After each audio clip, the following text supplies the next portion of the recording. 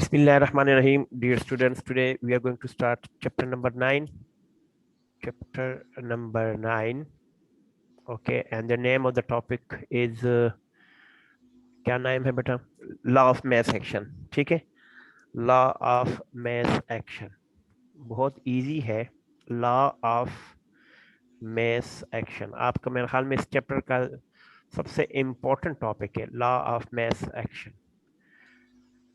ठीक है, what is law of math action आज हम इसको पढ़ लेते हैं बेटा. इजी है, बहुत इजी है. ठीक है. मोहम्मद अली आसिफ सर. अच्छा, Mohammad Ali Asif. Okay okay okay, that's very good.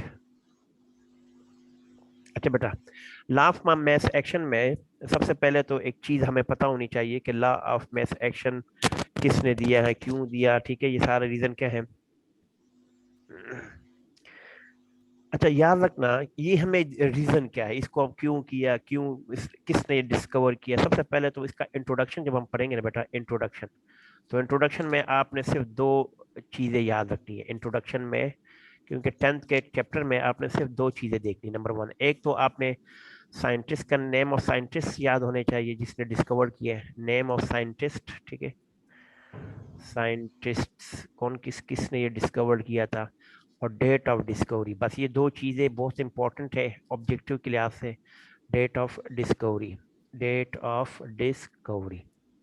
ठीक है, तो ये आपको पता होना चाहिए. ठीक है, डेट ऑफ डिस्कवरी. तो जो लॉ ऑफ मैथ एक्शन है ये दो साइंटिस्ट ने दिया था. ठीक है, ठीक है. एक साइंटिस्ट का जो नाम था चौधरी मोहम्मद गुलबर्ग. ठीक है, चौधरी मोहम्मद गुलबर्ग उसका नाम था. ठीक है बेटा. और अगला जो था ना वो पी वागी, यानी प्राइम मिनिस्टर वागी, उसका नाम था पी वागी. ठीक है, वो नाम तो उसका खैर हमें नहीं चाहिए. ठीक है, लेकिन हम कहते हैं कि उसका नाम, ये सीएम चौधरी मोहम्मद नहीं था, याद रखना. ये मैं ऐसे मजाक में कह रहा हूँ, ऐसा ना कि कल आपसे ये कह रहा हूँ सर आपने तो कहा था ये. चलो मैं यहीं से इसके सामने लिख देता हूँ.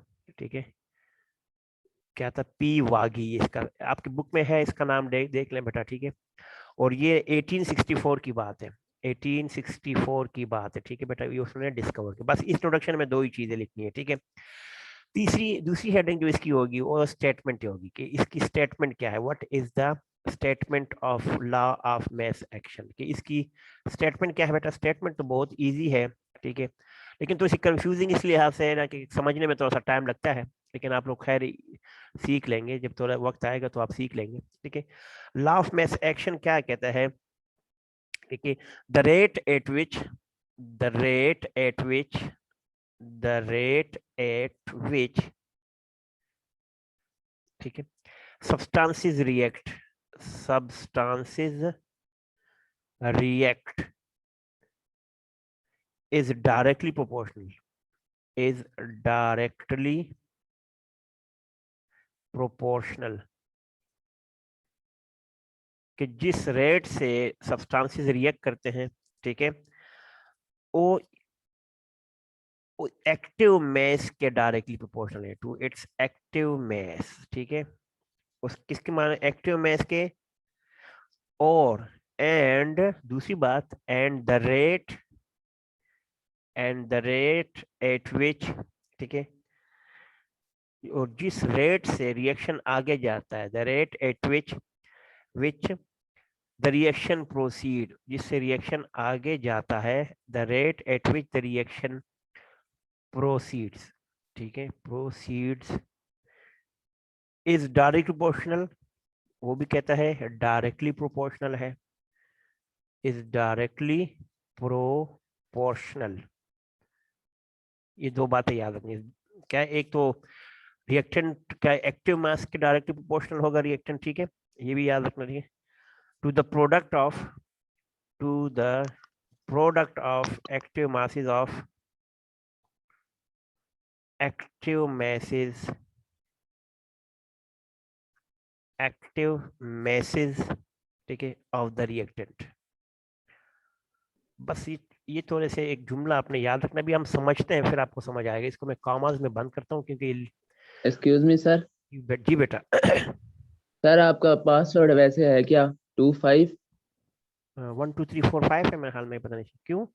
नहीं, वो एक बच्चे ने आना है, उसके पास नहीं है। बेटा पासवर्ड मेरे ख्याल में ग्रुप में शेयर हुआ है ना, मेरे ख्याल में 1 2 3 4 5 ही है, चेक कर लो बेटा। और आईडी? आईडी नोमान अहमद है, 10 4 85 है ना उसकी, कि नहीं? यही है ना हमारे पास, ग्रुप में शेयर नहीं हुआ बेटा? आप लोग की ग्रुप में शेयर उसमें हुआ है है, ना? आप लोग की सब ग्रुप, बराबर टाइम टेबल पूरा। तो उसके अंदर लिखा हुआ है ना, मेरा टाइम टेबल भी, मेरा और डेट भी है, मेरी क्या नाम, सब कुछ है, फॉरवर्ड वगैरह सब कुछ है। ऐसे सब कुछ लिखा। नहीं मेरे पास तो कोई रिक्वेस्ट आई नहीं है जिसमें एंटर होना चाह रहा है, मेरे पास तो कोई रिक्वेस्ट नहीं आई, देखें अभी तक फिलहाल तो नहीं आई। चलो आ जाएगा, आने दो, खैर टाइम लगाएगा लेकिन आ जाएगा।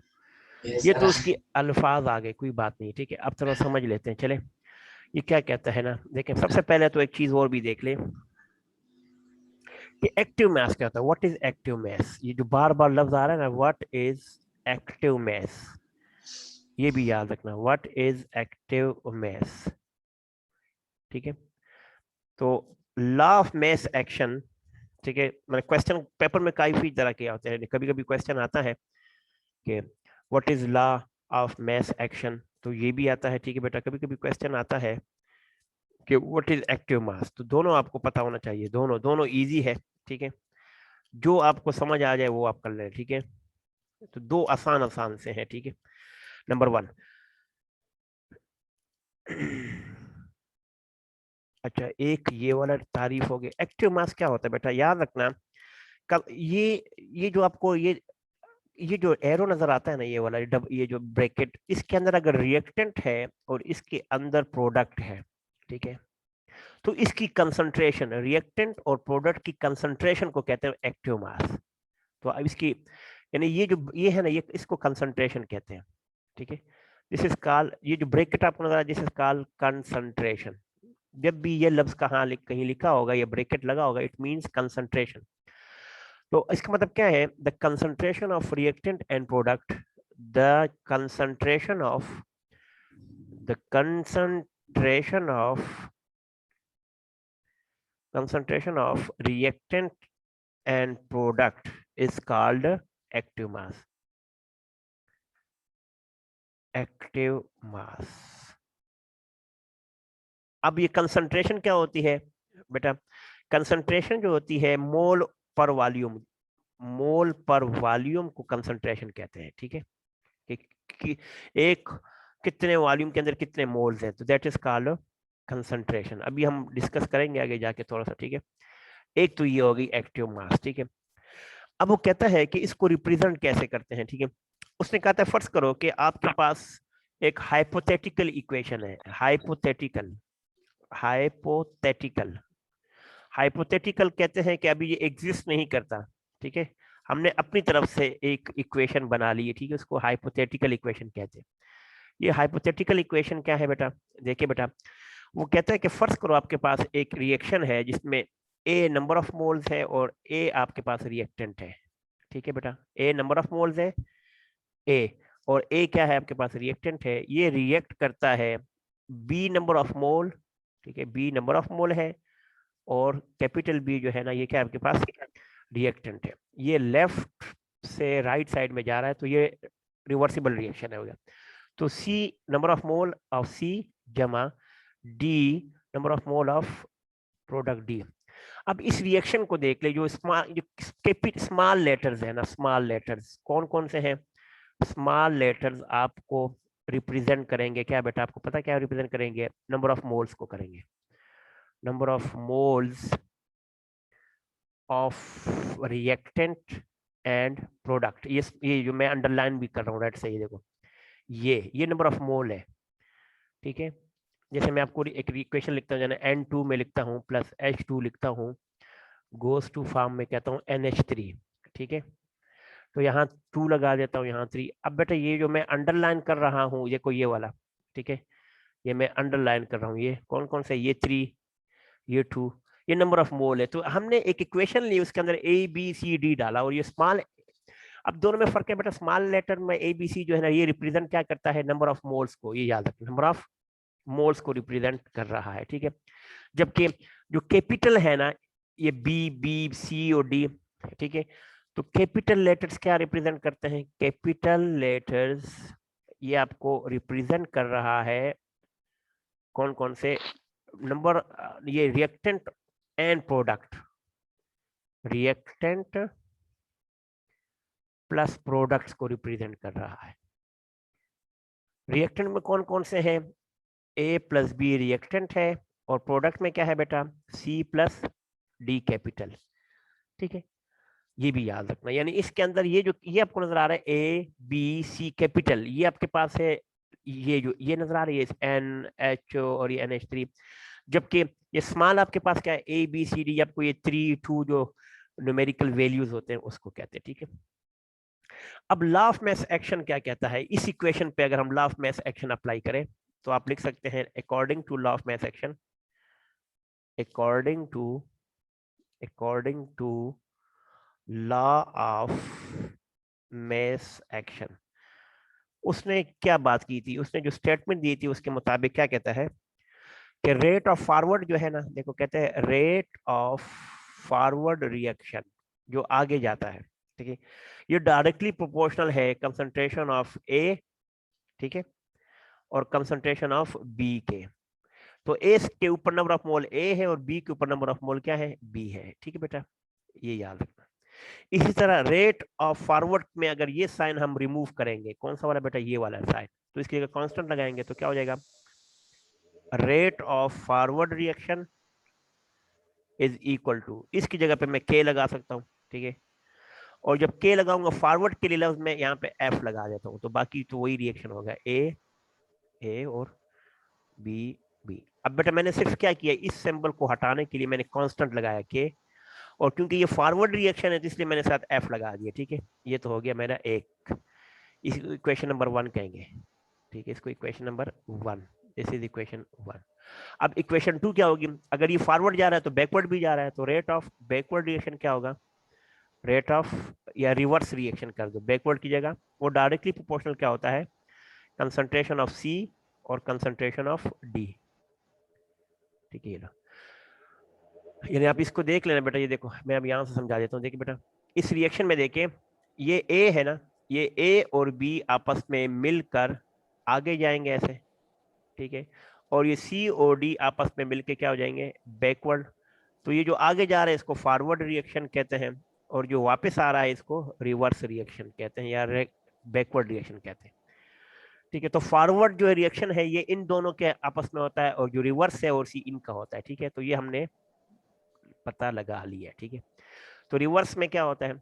अब ये साइन को मैं खत्म करूंगा बेटा, देखे इस साइन को खत्म करूंगा इसको, क्योंकि कांस्टेंट है, तो इसको जब बताऊंगा तो rate of reverse reaction is equal to, इसकी जगह कांस्टेंट के लगा दूंगा।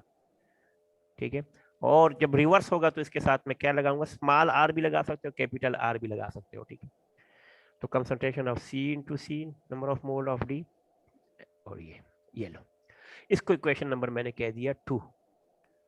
अब 2 और 3 को मैं क्या करूंगा? जारी बात है इक्विलिब्रियम बनाऊंगा, इक्विलिब्रियम में दोनों को कंपेयर करूंगा, दोनों में आमने सामने लगाऊंगा। ठीक है, एट इक्विलिब्रियम पे क्या होगा? जब ये इक्वल हो जाएगा, number of moles of reactant और number of moles of product equal हो जाए ना बेटा, तो मैं क्या करूंगा? इन दोनों को 3 और 4 को आमने सामने रखूंगा, यानी के एफ फॉरवर्ड वाला, कंसंट्रेशन ऑफ ए और concentration of B is equal to, ये फॉरवर्ड है तो ये क्या हो जाएगा? रिवर्स के इक्वल हो जाएगा। रिवर्स क्या हो जाएगा बेटा? Concentration of C, number of mole of C, concentration of D, number of moles of D. अब इसको इसके ऊपर डिवाइड करना है। इक्वेशन किसको बेटा? इन दोनों को में से देखो एक दूसरे के आमने सामने है, सी और बी। बस इसमें लिखना थोड़ा सा ज्यादा है, डेरिवेशन है, बाकी तो इतना मुश्किल है ही नहीं। ठीक है, तो ऑन रीअरेंजिंग, या आप ये सकते हैं कि ऑन रीअरेंजिंग, जब आप रीअरेंज करेंगे ना, रीअरेंजिंग, तो क्या हो जाएगा बेटा? आपने क्या करना है, यानी इस इक्वेशन को इसके बिल्कुल नीचे लिख ले, इसको दोनों को इसके नीचे लिखेंगे तो क्या हो जाएगा? देखो के एफ ऊपर आ जाएगा और के आर इसके बेस में आए, तो के एफ के सामने बेटा देखो, के एफ के सामने ये आएगा और इसके सामने ये आएगा। ये भी याद रखना। ठीक है, के एफ के सामने क्या आ जाएगा? कंसंट्रेशन ऑफ सी इंटू सी, ठीक है, और concentration of D into D, और इसके सामने जो है ना फॉरवर्ड वाला उल्टा आ जाएगा, ठीक है। तो क्या हो जाएगा, जो इधर मल्टीप्लाई हो रहा है उधर जाके डिवाइड होगा, ये इधर मल्टीप्लाई हो रहा है ना इसके साथ, तो ये उधर जाके ऊपर आ जाएगा, और ये इसके साथ मल्टीप्लाई हो रहा है तो ये नीचे आ जाएगा। कंसंट्रेशन ऑफ ए और कंसंट्रेशन ऑफ बी, ठीक है। ये तो हमने यहाँ तक कर लिया। अब बेटा एक चीज और देखे बेटा, इसको हमने एक और प्रोडक्ट का भी नाम लिया है, ठीक है। अब इन सब को, अब ये जो लफ्ज नजर आ रहे हैं बेटा, ये यानी के एफ और के आर जो होता है ना, इसकी जगह पर हम एक कांस्टेंट लगाएंगे, इक्विलिब्रियम कांस्टेंट के सी, ठीक है। तो अब ये इक्वेशन बन जाएगी, ये इक्वेशन बन जाएगी के सी की जगह पे क्या आ जाएगा, कंसंट्रेशन ऑफ प्रोडक्ट ऑफ सी और concentration of product of D, इसी तरह कंसंट्रेशन ऑफ ए और कंसंट्रेशन ऑफ बी है ना। अब हमने ये एक नई इक्वेशन बना ली ये वाला, ठीक है, जिसमें ऊपर वाला जो है ना ये प्रोडक्ट है। अगर आपसे कोई पूछे के सी क्या होता है बेटा, तो के सी क्या होता है इसको देखे जरा, ठीक है। के सी क्या होता है, आपने क्या करना है, आप ये कह सकते हैं कि के सी जो होता है ये कंसंट्रेशन ऑफ प्रोडक्ट, प्रोडक्ट की कंसंट्रेशन होती है, ये जो ब्रैकेट है कंसंट्रेशन, और रिएक्टेंट की कंसंट्रेशन होती है, ठीक है। प्रोडक्ट की कंसंट्रेशन और रिएक्टेंट की कंसंट्रेशन।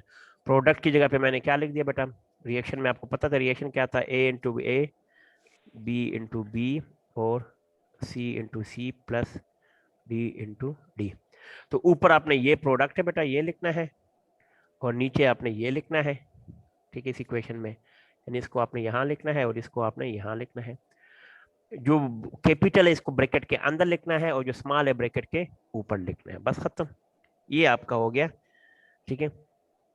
अब अगर आपसे कोई पूछता है व्हाट इज केसी, पूछ सकता है ना कि व्हाट इज केसी, तो केसी को डिफाइन कैसे करेंगे, व्हाट इज केसी, मैं इधर लिख देता हूं, व्हाट इज केसी। केसी क्या है, तो आप इसको कहते हैं the ratio of the ratio of, इसी को देखना है, इसी को देखना, ठीक है, the ratio of the product product concentration, product की कंसंट्रेशन की रेशो, प्रोडक्ट की कंसंट्रेशन की ratio of concentration of product to the product of concentration of reacted, to the product concentration of to the product, in the ratio of product of concentration of product, the ratio of product concentration, ये तो गलत हो गया लेकिन थोड़े इसको अंग्रेजी में, the ratio of the product concentration of product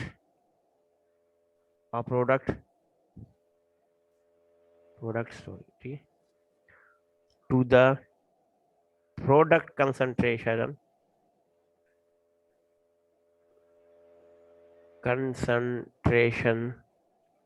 ठीक है, of reactants each raised to power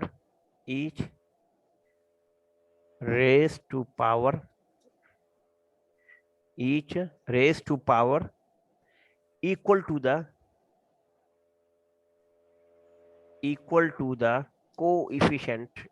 coefficient क्या होता है, जो 1 2 3 4 5 6 इस तरह के नेम है, coefficient in a balance chemical equation, in a balance chemical equation, in a balanced chemical equation. ये तो खैर उसकी डेफिनेशन आ गई है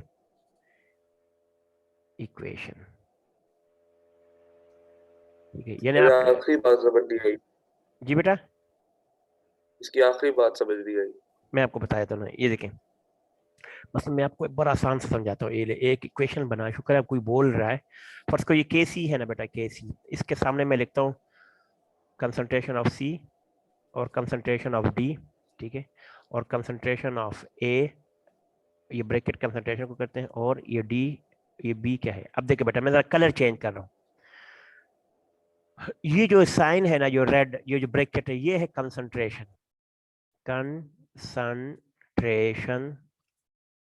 ऑफ किसका है बेटा, प्रोडक्ट, है ना।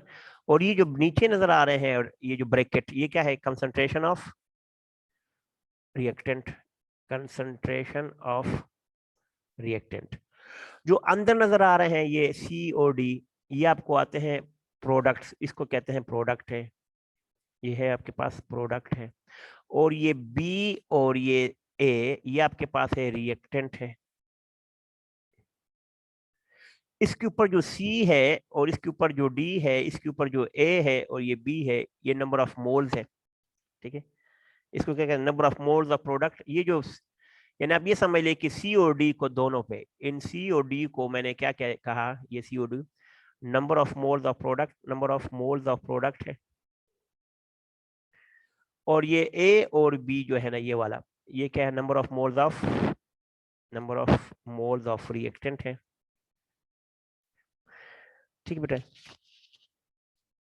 अब देखो जरा, अब आप ये देखें, वो ये कह रहा है, अब इसको मैं थोड़ा सा छोटा सा करता हूँ, क्योंकि इसको मैं थोड़ा सा छोटा करता हूँ, अब आपको समझ आने वाला है। देखिए जरा, देखिए ये द रेशो क्या कहते हैं, ऊपर नीचे ऑफ प्रोडक्ट कंसंट्रेशन। देखो ये प्रोडक्ट की ब्रैकेट के अंदर जो कंसंट्रेशन है, of product to the product concentration of reactant, यानी प्रोडक्ट की कंसंट्रेशन और रिएक्टेंट की concentration, each raise to power equal. अब देखो इसकी जो पावर है वो ये है, इसकी पावर ये है, और इसकी पावर ये है, और इसकी पावर ये है, equal to the coefficient. Coefficient का मतलब क्या होता है कि बैलेंस केमिकल इक्वेशन में C D A B C ये बैलेंस है, और इनकी कंसंट्रेशन जो है ना, यही आपको के सी की वैल्यू बताती है, ये वाली सिंपल सा इसके अल्फाज है, ठीक है। ये कहा गया है, मसलन अगर इक्वेशन है, मिसाल दे रहा हूं, अगर मैं आपको इक्वेशन बताता हूँ, N2 और H2 है, ठीक है, और इससे हम बनाते हैं NH3, ठीक है।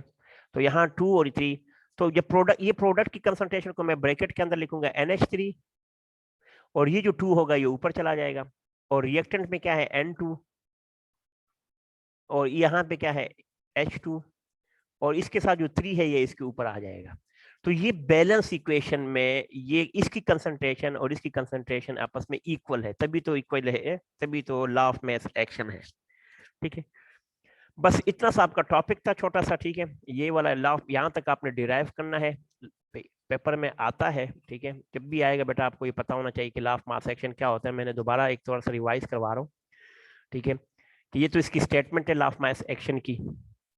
लॉ ऑफ मास एक्शन क्या कहते हैं बेटा, कि name of scientist Chaudhary Mohammad Guldberg या CM गुलबर्ग, पी वागी, इसने डिस्कवर किया था, ये बनाया था, डिस्कवरी 1864 में था। ये इसकी स्टेटमेंट आपने पढ़नी है। एक्टिव मास क्या होता है, ये हाइपोथेटिकल इक्वेशन आपने बनानी है। ये इस तरह rate of forward reaction equal होता है रेट ऑफ रिवर्स रिएक्शन, ये डेरिवेशन करनी है। इक्विलिब्रियम में आपने करना है, आपस में कंपेयर करके KF को KR के नीचे लिख के कैंसिल कर देना है जो चीज आ रही है। तो इसके बाद आपने क्या करना है, KC क्या है इसको डिफाइन करना है, और आपका ये टॉपिक यहाँ तक एंड हो जाएगा, ठीक है बेटा। यहाँ तक कोई क्वेश्चन हो तो बताइएगा, ठीक है बेटा। यहाँ तक मेरे ख्याल में आज काफी हो गया, ठीक है। कोई क्वेश्चन हो तो बेटा आप पूछ सकते हैं, बाकी तो माशाल्लाह सारे ही सो रहे हैं मेरे ख्याल में, ठीक है, कुछ ही जाग रहे होंगे, ठीक है। नहीं सर, मैं जाग रहा हूँ। जज़ाकल्लाह, अपना बहुत ज्यादा ख्याल रखिएगा बेटा। अस्सलाम वालेकुम रहमतुल्लाह।